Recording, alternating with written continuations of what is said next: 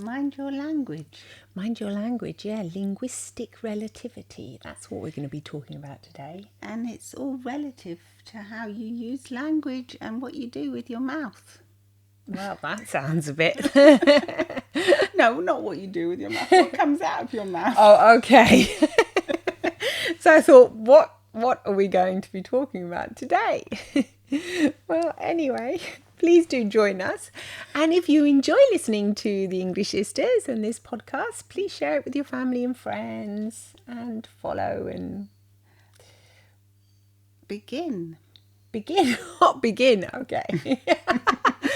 Violetta has Begin to one use word. Language. Well, because it's all about language today, isn't it? It is all about language, yes. So begin is the beginning of all. Yes. So Yes. welcome to Get Real Real with with the the English English Sisters. Sisters. Hello, everyone. Hi, yeah.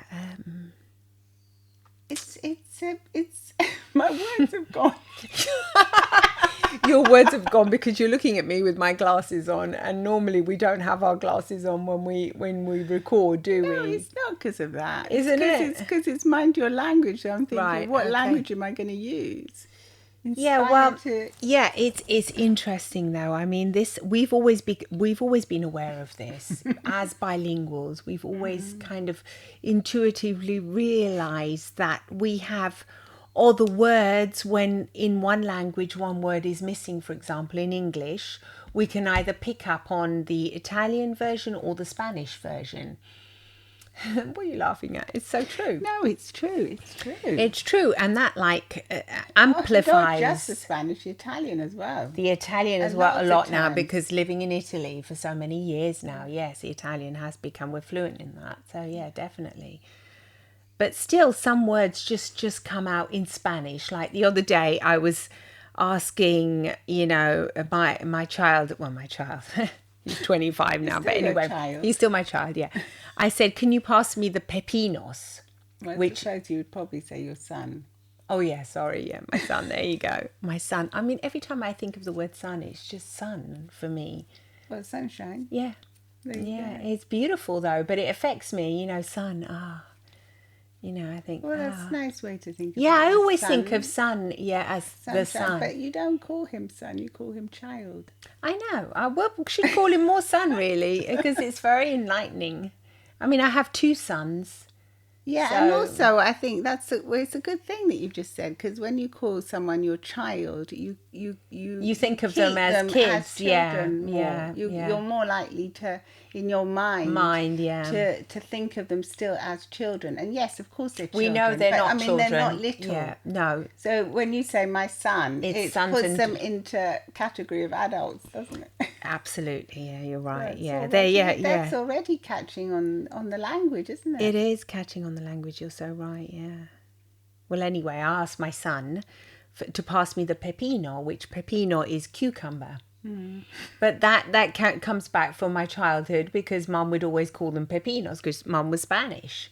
Exactly. So I just pick up on the words that I find, They're and easier to use. yeah, obviously the ones that are easier because being bilingual, or the ones that You're more familiar with, maybe. yeah, maybe, yeah, but it's very, very interesting. What is this linguistic Relativity. relativity that you were talking about earlier? Well, the linguistic relativity states that the way that people think of the world is influenced directly by the language that the people use to talk about it. The people. I mean, it's we. Or more radically, people could only perceive aspects of the world for which their language has words. So it sounds really complicated, but if you have never seen, it's like the chicken thing, you've never seen a chicken can practically walk right in front of you. I don't And believe if that. you don't have words you don't believe it. No. Don't you remember there was a study done? Yes, but I can't really believe that if you have no words for something, that means you can't see that something. Do you think the mind may not delete it? Because there is no word for it. Well, maybe if you live in that country and you've never seen a chicken and there's no chickens around, and I mean, because I don't know. Because a chicken is still an animal, so I think the brain is clever enough to say, categorize okay, it. it's not a turkey. I don't know what it is, but it looks a bit like a turkey, so therefore it's an animal. Yeah, it's a chicken. But it's a bird perhaps of some sort, a walking you would bird. think it's some kind of, oh, what's that creature? You would think it was a creature, but I think you would probably still see it. It's like the way that people think, a lot of people, when they think of chickens, they think they've got 4 legs. You know, that's one of those mysteries, isn't it? But I wouldn't. but chickens have 2 legs. Well, they're birds. Birds have 2 legs. Yeah. But like a lot of, people, if they are asked to draw a chicken, they'll It's a bit think like us. We've got 2. Yeah. This is not turning out to be a very scientific. Well, it never is with the English. No, it isn't. No, it's a bit of fun, really. Yeah, I agree. Yeah, so look, language, there is no doubt we do have to mind the words we use, and mind the words that we think about as well, that we verbalize out to ourselves as well. I think the words that you use, I take a deep sigh because it's a very serious topic, really, because the words that you use affect your reality without you realizing it. Yeah, it's kind of very potent. They can cause you so much anxiety and so much stress without you being aware of it. So once you do become aware of it, it's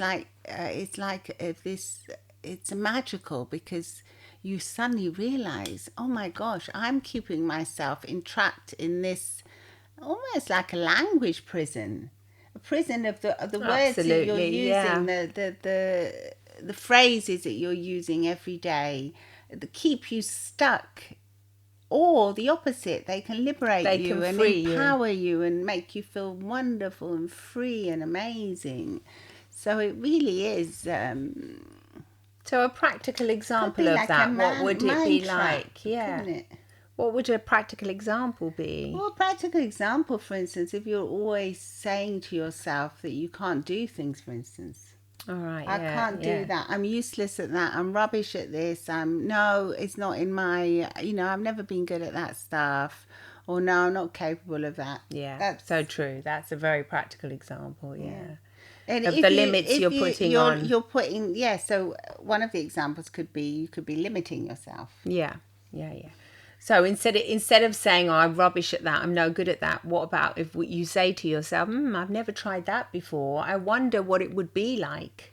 Yeah, or I tried that once in 1984 and I was not very good at it. But I wonder I now. was rubbish at it, but maybe now, hey, I've changed. Yeah, I may be good at it now, I want to try with someone else. I want to have a new experience of that same thing with a more empowering experience. Exactly, yeah. So true. That's very, very true, yeah. Or it's like if you're maybe not feeling well or you've been diagnosed with something and you keep on repeating to yourself, oh, I'm not well. I'm not well. I'm sick. I'm sick. I have this. And you keep on repeating that to yourself.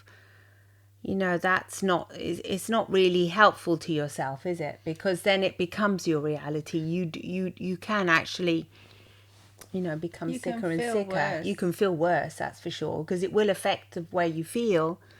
Or as if you say, well, I've been diagnosed with this and I'm going to cope with it in the best way I can, and I'm going to obviously follow the hospital appointments, etc. But in the meantime, I can also feel great. And if you can, or I'm doing the best that I can, but I'm going to enjoy myself in the meantime, and make the most of my life. You, doesn't it? Yes, instead of thinking I am, labeling yourself. I am a sick person. I am a sick person. I have this, and thus this, whatever it is. Whatever illness it is can become like you. It almost becomes part of your identity. And whereas... I was just thinking now that you said that, I was just thinking like back a few years or in some cultures where when you were a widow, you would say, I am a widow. Yes, and that's it. Yeah. Well, I mean, you still say that nowadays. I know. You're so happy with yourself. And I am a widow.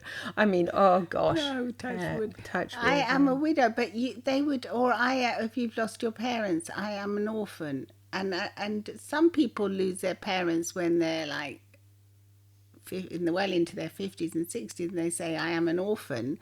It's going to make you feel a lot worse than if you say my parents have passed on and I am who I am, and you don't call yourself an orphan. Once you start calling yourself an orphan, I mean, we've all seen, Yeah. it's in our culture to feel sorry for orphans, to feel that they haven't got, And it auto, you auto commiserate suggest. yourself. Yeah, you start having this enormous self-pity for yourself, which, I mean, it's okay to feel miserable for a couple of days or weeks or whatever, the grieving years, or the illness, accepting the illness, blah blah. We all know, that's necessary, very necessary for you. We're not saying do not do that.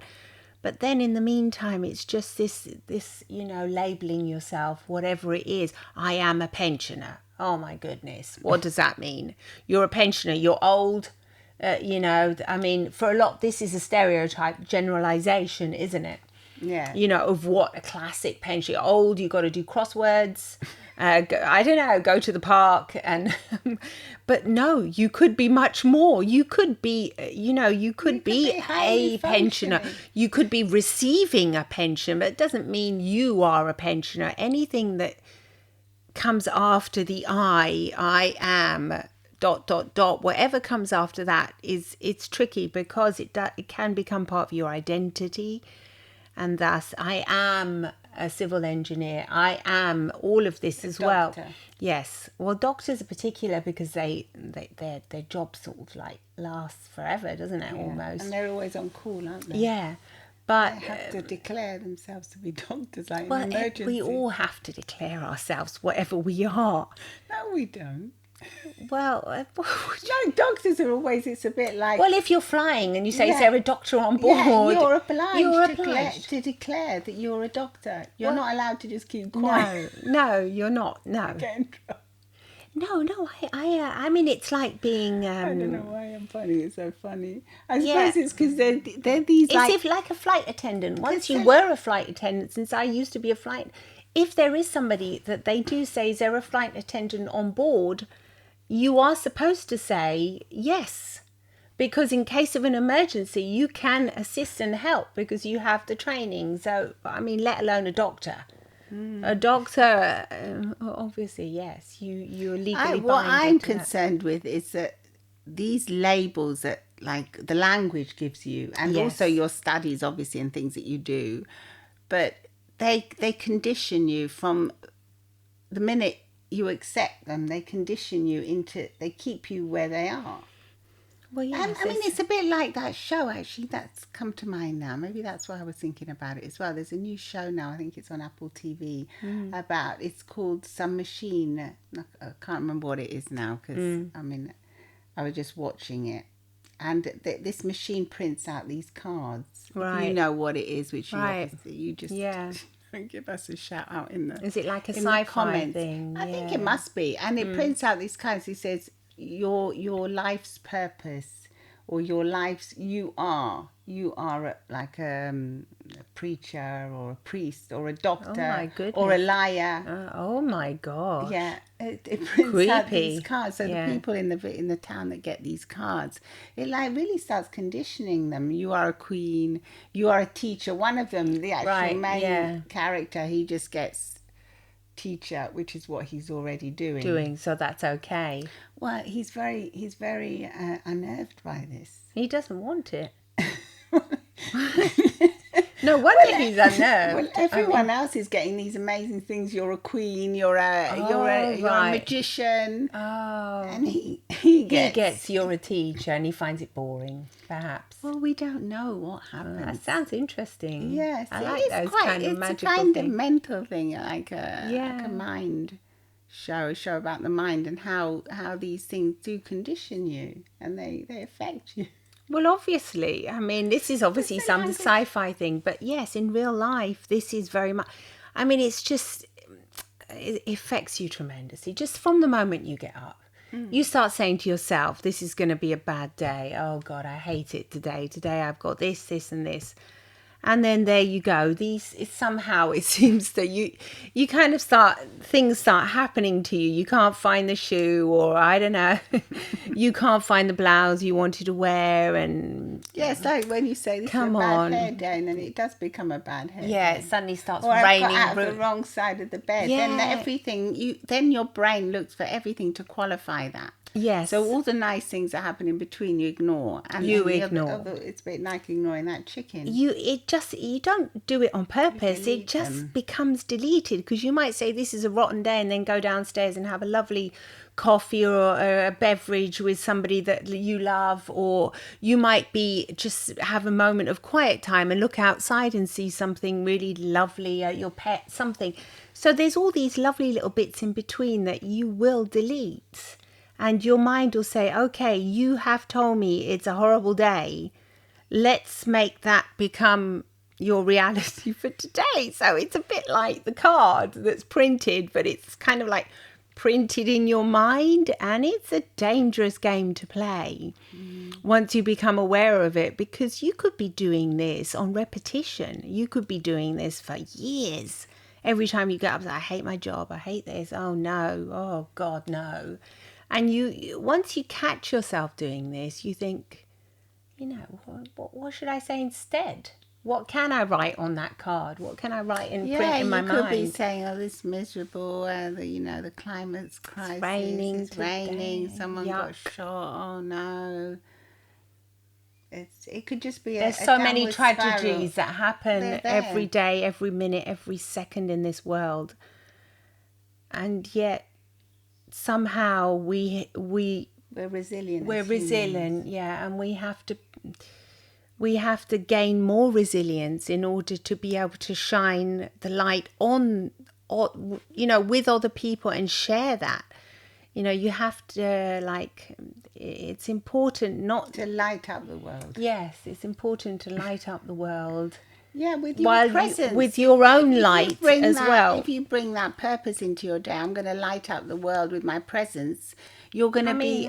That's a big job, but... My world. Yes. Your personal world. Yes. What difference could you make if you get up with that kind of job in your mind? I know. It's going to make you feel so much better.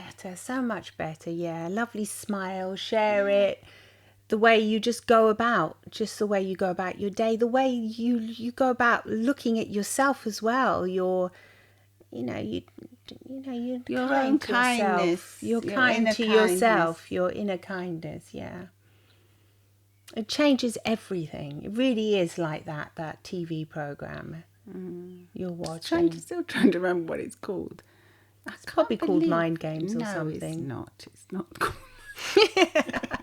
Just giving it some kind of machine thing. Well, anyway, it is very true. It's very, very true. I mean, I wonder what would happen if we had someone recording our thoughts all day. And then at the end of it, at the end of the day, you got the printed summary. Like on football games, you get the get the summary of how much possession and you get it on your phone and you read it. And how much this, that, so and so, how many chances they had. Imagine if in life you had that going through your mind, and it would just print it out at the end of the day, and you get or how then they'd say how much screen time have you had today. How many good thoughts have you had today? How many inspiring thoughts have you had today? How many smiles inside have you had today? Gosh. How many things? And then the opposite, how many horrible thoughts? How many downward spiral thoughts? How many limiting thoughts? You had your little vote at the end of the day. Gosh. Not only your vote, but what these thoughts, how did they affect your heart? We probably should create an app for that. We should. Bad idea. Yeah, how they affect how you're breathing, your heart rate, your blood pressure. Yeah. Your whole body, your body and your mind, because these thoughts will affect you on a physical level. They will cause sickness, disease, illness, anxiety. Or they could do the opposite. So, for instance, if you're not driving right now and you're Right. in a safe place, you can. If you are driving and you're not in a safe place, please pause this podcast until you are, because we're gonna just do a little hypnosis trance for you for good thoughts and For good good things. thoughts, yeah, to come your way. So it's just going to be a short thing, like 2 minutes or 3 minutes. So if you want to fast forward it 3 minutes, mind you, we'll probably end the podcast, I think, won't we, after this? Yeah, probably, yeah. So just listen at home when you're in a safe place. So if you're not driving and you're in a safe place, just close your eyes and go inside. And you can take a lovely deep breath now. And as you begin to focus on how your body's feeling against the surface that you're resting on, you can begin to relax each muscle. And you can notice how the muscles on your face can slightly soften, And relax. and how your mind Can wander to a wonderful place of calm. and how in the next few days and the upcoming weeks You'll begin to notice that the language you use every day inspires you in creative ways. and the more creative you become, the more serene your mind becomes. And the happier thoughts flow through Each and every cell of your body, lighting up your inner world. just like the sun lighting up each and every dark corner Of your mind is filled with light, and the words that you choose to verbalize are beautiful, inspiring, lovely, kind, soothing, calming words, like a river flowing gently, that provide you with all the nourishment your mind needs right now. or a morning sunrise that lights up every cell in your body, A soothing balm, healing your mind and your inner thoughts, healing and sealing every part of your body that needs it right now, making you feel ever so comfortable. ever so calm. Remembering the words you use will affect how you feel in the days and weeks to come.